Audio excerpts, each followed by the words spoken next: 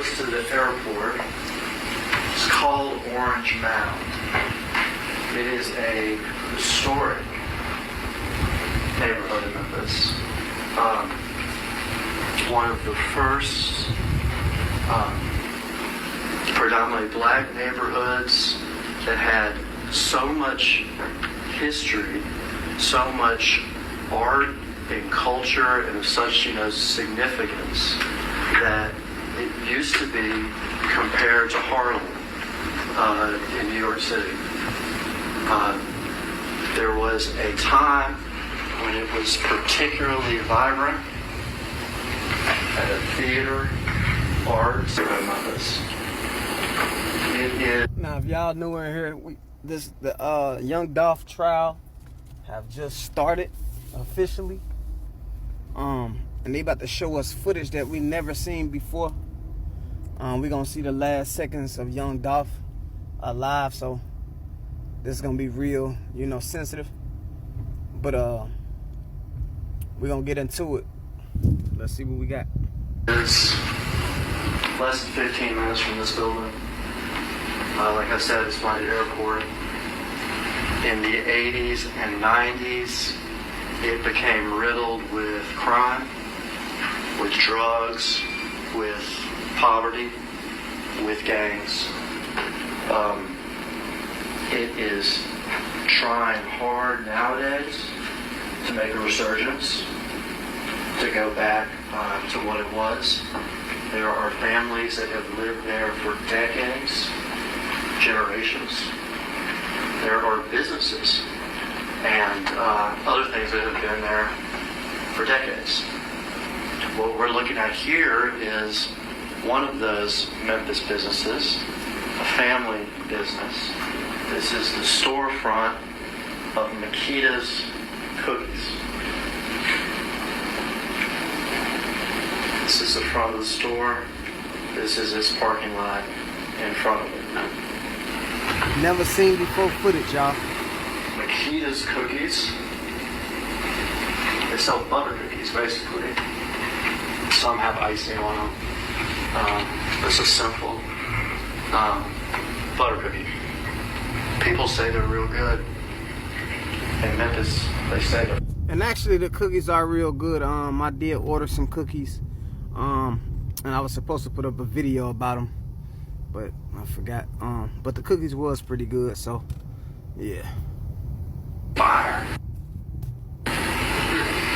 So we got a cookie store that sells fire butter cookies in the middle of the day at 12:21 in the afternoon.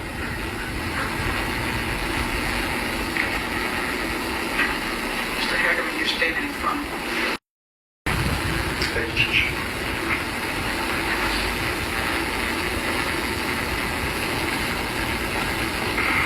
You can stop me here first.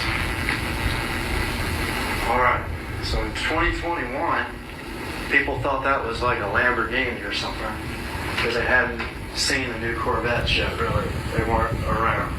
Dolph was in a new Corvette. He had that new thing out, already wrapped with the Army fatigue. Y'all know how he do with the Army fatigue. New Corvette, specially wrapped. Balling out, living a life. It's sad, man, but let's get back into it. That is in fact one of those new Corvettes. It has a special wrap on it, is what they call that. It's not something you can buy, from the dealership. You have to get that done yourself. Well, here that's a special wrap that the Memphis rapper, artist, Young Dolph, had on several of his vehicles.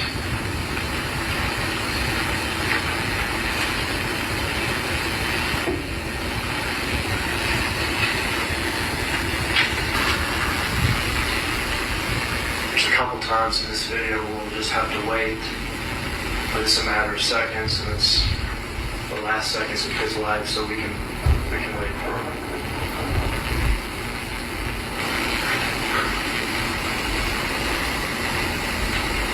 He'll stop there first.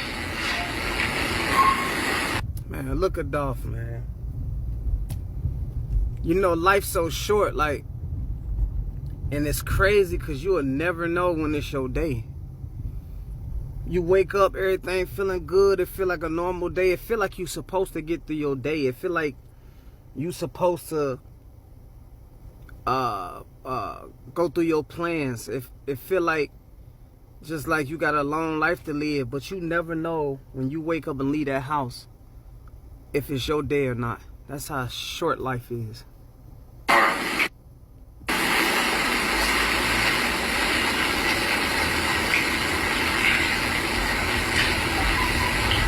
This taller man here in the yellow shirt, blue jeans, white shoes.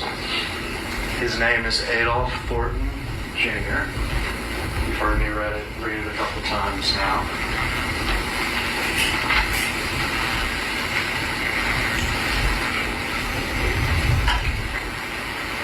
Stop it there. This man here got out of the car with Dolph.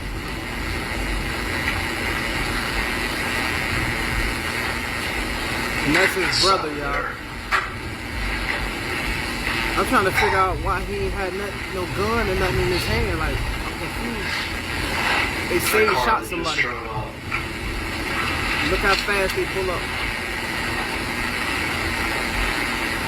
The first man out was Cornelius Smith, and he has that semi-automatic weapon.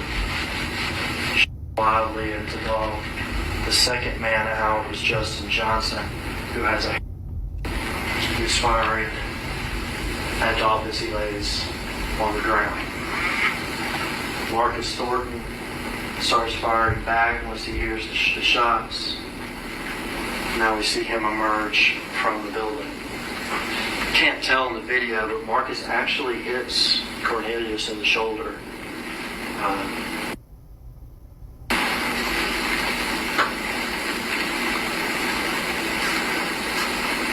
Spend some time with two things.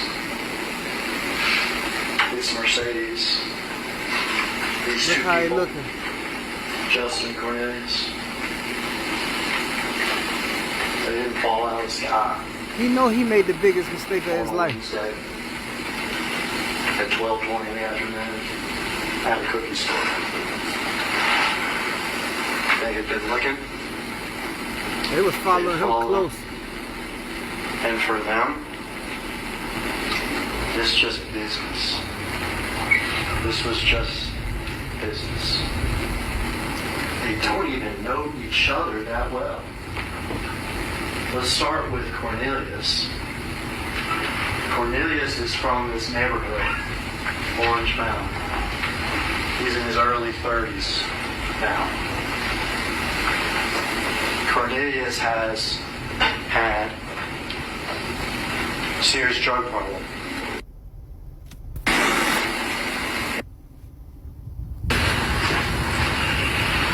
He gets his drugs over on Bradley Street,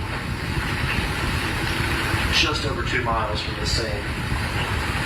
You know it's deep when they could tell you exactly where you get your drugs. Like he get his drugs from such and such over there in the corner, such and such in the hole in the wall underneath that rock over there, and that pill jar. Like they know exactly everything. You know what I'm saying? Like they know who he got it from. They know everything. Like you can't beat these motherfuckers. You can't beat the feds, man. You can't beat these people. You can't beat this government, man. We try to, and we think it's cool. Look at Diddy, man. We think we can get over on shit, and that shit come back to hunt us. It come back. So it's not even worth doing the crime, man. It's not worth doing the crime because you're going to get caught eventually. You might not get caught for a few little things, but boy, when they catch you, when karma catch up. From a man whose name you've heard, Hernandez Gobe. They don't call him that, though. They call him Quet. His middle name's Marquette. It's shortened. From a man whose name you've heard, over on Bradley Street, just over 2 miles from the scene. From a man whose name you've heard, Hernandez Gobe. They don't call him that, though. They call him Quet. His middle name's Marquette, and it's shortened to Quet. So Cornelius gets his drugs from Quet. Quet is what in Memphis we call an old head. Older guy. Lives in the neighborhood. Lifelong criminal. In and out of jail through the years. Quit sells drugs. Quit gambles on sports like crazy. Online sports stuff.